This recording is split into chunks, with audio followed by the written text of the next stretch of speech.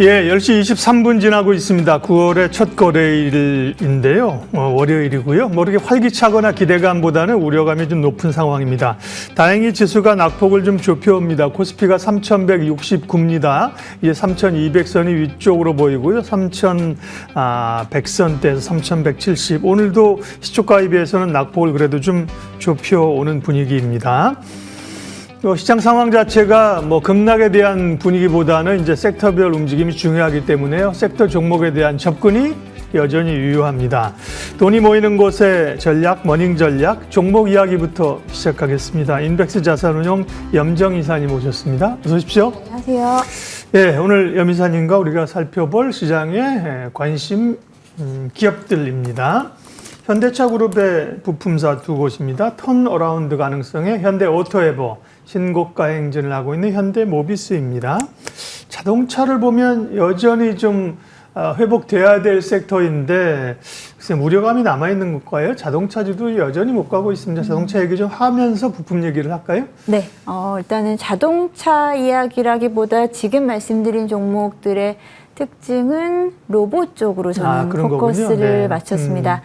지난주 후반에 이제 현대차 그룹주들 중에서도 말씀하신 대로 현대글로비스, 현대모비스, 현대오토에버 세 종목이 상승폭의 중심에 좀 섰습니다. 아직까지는 이제 자동차 전반적으로 특히나 부품주 쪽으로 아직까지 턴어라운드 되는 모습을 우리가 수치상으로도 확인하기는 어려운 모습이었는데요. 이 세 종목의 특징 이제 말씀드린 대로 로봇과 연관되어 있다라고 말씀드렸습니다. 현대모비스는 지난주에 이제 인베스터 데이를 현대차 그룹사 중에서는 처음으로 개최를 했고요.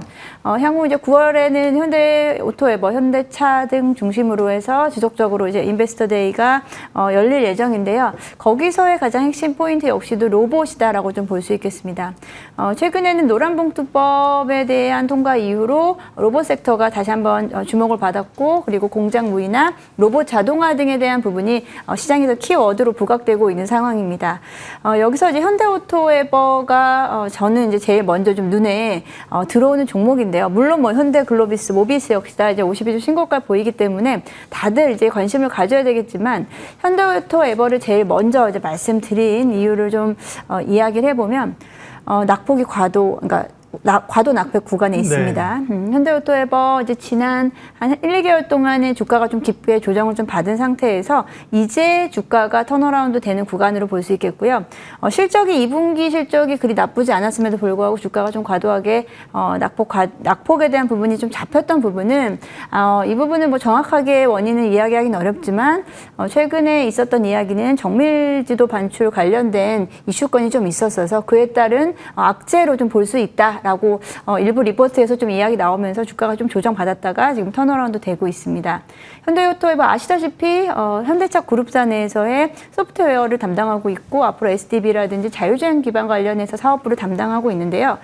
또다시 로봇 쪽으로 이제 부각이 될 것으로 여겨지고요.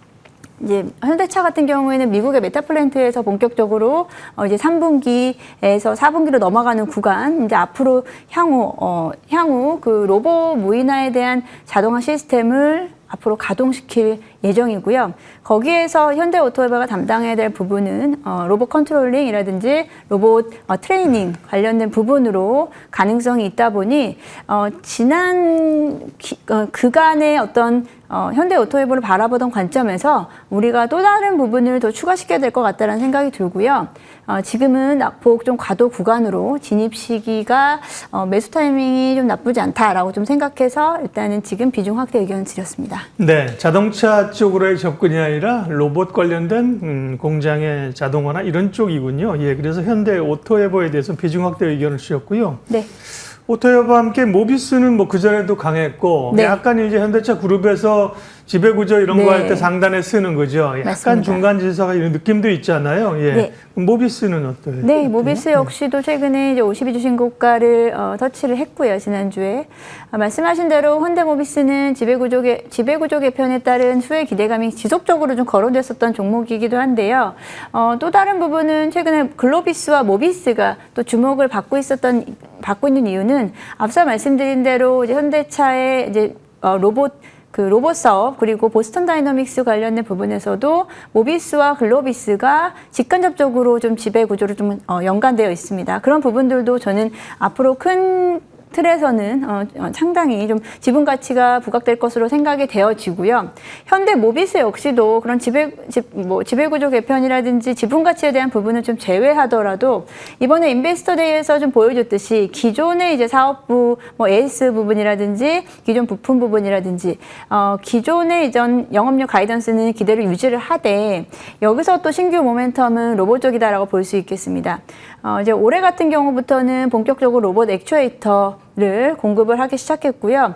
액추에이터는 이제 이번 로봇 섹터가 움직일 때도 액추에이터 관련 종목들이 급등이 나왔었죠. 그 부분은 아무래도 로봇의 원가의 60% 가까이 차지하는 액추에이터에 대한 비중 그리고 이에 대한 중요성이 좀 부각이 되면서 현대차에서의 로봇 사업부 그 안에서도 액추에이터를 담당할 수 있는 현대 모비스의 또 가치가 다시 한번 재평가되는 구간이다라고 볼 수 있겠습니다. 그래서 같은 맥락 안에서 현대 오토에버, 현대 모비스 그리고 현대 글로비스 같은 경우에는 로봇의 유통을 담당할 수 있다라고 이제 이야기가 되면서 세 종목이 그룹사 내에서의 좀 핵심 이런 포인트로 잡아보시면 좋을 것 같습니다. 네, 기본적으로 이 자동차 현대차 그룹의 부품사에 대해서 긍정적인 시각을 확인했습니다. 현대 오토에버와 현대 모비스인데요.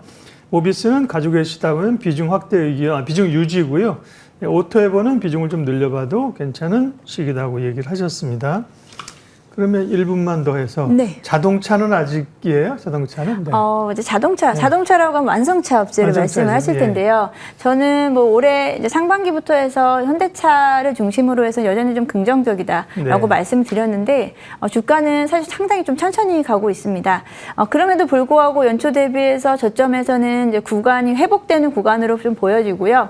지금 계속해서 이제 그 저항선을 조금씩 뚫고 올라가고 있는 모습을 나타내고 있습니다. 현대차 같은 경우 지금 22만 원대를 유지를 해가면서 그 다음 단계를 좀 준비하는 단계다라고 생각해서요. 현대차는 역시나 비중 유지를 말씀을 좀 드리고 싶고요. 예. 관세 정책에 따른 우려감은 주가에 이미 다 반영이 된 상태로 실질적으로 주가가 다시 턴어라운드 된다는 것은 여기서 앞으로의 방향성을 좀 탐색하는 구간이었다라고 좀 생각합니다.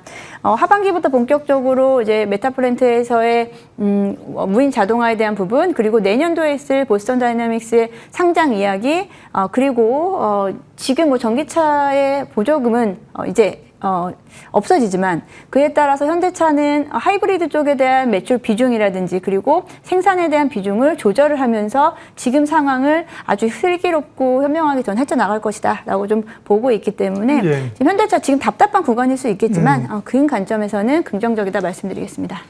로봇 관점에서 현대차 그룹의 핵심 부품사들을 말씀하셔 자동차까지 좀 여쭤봤고요. 다음은 이사님 준비하신 오늘 유망주 알려주십시오. 네, 최근에 이제 미용 의료기기 쪽에서의 좀 차별화된 종목의 움직임이 나타나고 있죠. 네. 파마리서치가 계속 신고가를 나타내는 반면에 일부 종목들은 실적이 좀 다소 둔화된 모습을 나타내고 있었는데요. 저는 그 중에서 이제 휴젤이라는 종목을 선택을 해봤습니다. 휴젤 역시도 2분기 실적이 상당히 좀 서프라이즈로 나와서 2분기 실적을 기점으로 해서 주가가 좀 상승을 보였다가 오히려 실적에 대한 부분을 세론으로 지금 주가가 조정받고 있는 상황이라 제가 이제 매수 타이밍으로 지금 잡고 말씀을 지금 드리고 있는데요. 휴젤 같은 경우에는 톡신 수출에 대한 부분이 해외 매출 성장률이 빠르게 개선되고 있는 모습을 보여주고요. 톡신 매출은 전년 대비 37% 증가하는 모습, 특히나 이제 중국 수출 부분에서라든지 미국의 수출 부분에서는 전년 대비 380% 증가하면서 미국의 진출 효과가 올해 이제 미국의 진출 효과가 가장 좀 크게 지금 발현되는 구간이라고 볼 수 있겠습니다. 미국과 중국의 미국의 중국 중심으로 해서 가이던스를 하반기에 조금 더 초과 달성할 것으로 기대하고 있기 때문에 지금 장기적인 조정은 충분히 매수 타이밍으로 잡으실 수 있겠고요. 지금 피어 그룹들 대비해서도 상당히 저평가에 되는 구간으로 보여지고 있고, 오늘 톡신이라든지 보톡스 관련된 종목 그 매출 비중 쪽에서 최근에는 미용 의료기기 쪽에서의 종목의 재평가가 나타나고 있는 구간. 그런데 여기서 대부분의 종목들이 좋다라기보다 성장성이 지금 보여지는 종목들 중심으로 좀 선별적으로 오르고 있다라는 부분이 미용 의료기기 쪽에서 핵심 포인트다라고 말씀드리겠습니다. 네. 휴젤이 오늘 제일 강합니다. 6% 올라서 33만 5천 원 수준입니다. 목표 가격은 어느 정도요? 예, 목표가 같은 경우에는 이제 증권가에서 목표가 좀 높게 잡고 있는데요. 이제 일단 목표가로는 저는 38만 원대 지금 시점에서 한 20% 정도 잡고 있고요. 손절가는 28만 원 제시해드리겠습니다. 네. K뷰티와 관련해서 휴젤을 관심 종목으로 주셨습니다. 오늘 종목 이야기 염정 인백스 자산운용 이사 함께했습니다. 이사님 고맙습니다. 네, 감사합니다.